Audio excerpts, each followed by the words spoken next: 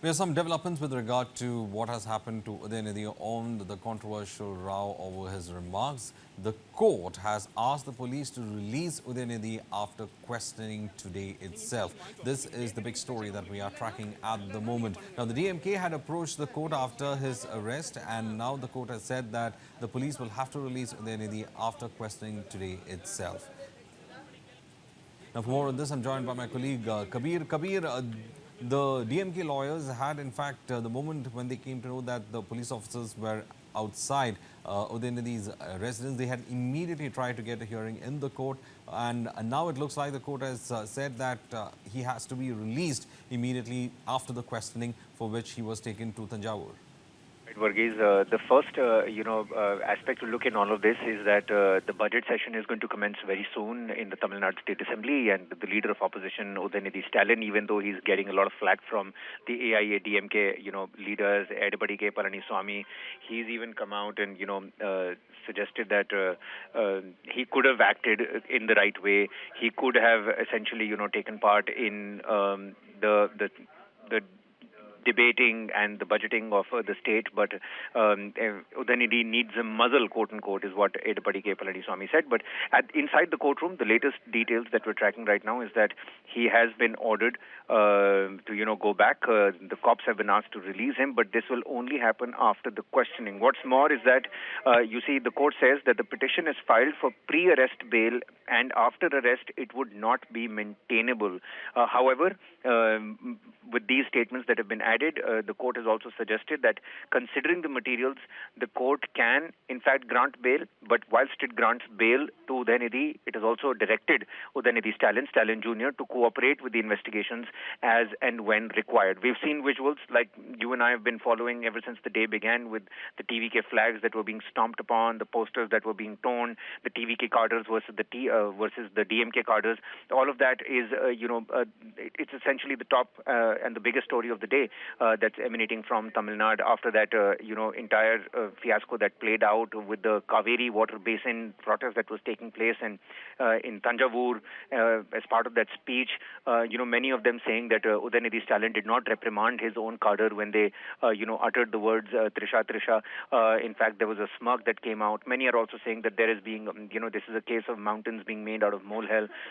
He did not utter, or take anybody's name particularly. So the legalities of, a sensitive and a gray area case like this needs to be taken into account. But at the moment, after the DMK moved the court on his arrest, on his detention, with the budget session also right on the cards, the court has now ordered the cops to release Udhayanidhi Stalin. This is going to happen after the questioning, but it has to happen today. The court has also ordered and directed Udhayanidhi Stalin to make sure that he cooperates in all, possible interrogation into this particular matter, Varghese.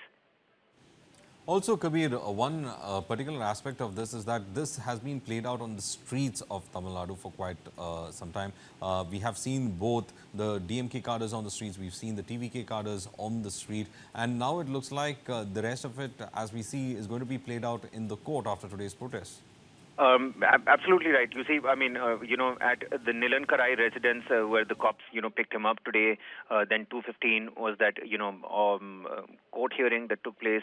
The court accepted the request and, decided to hear the case today itself. And even as the matter was being heard, we saw, intense furor on the streets of Tamil Nadu.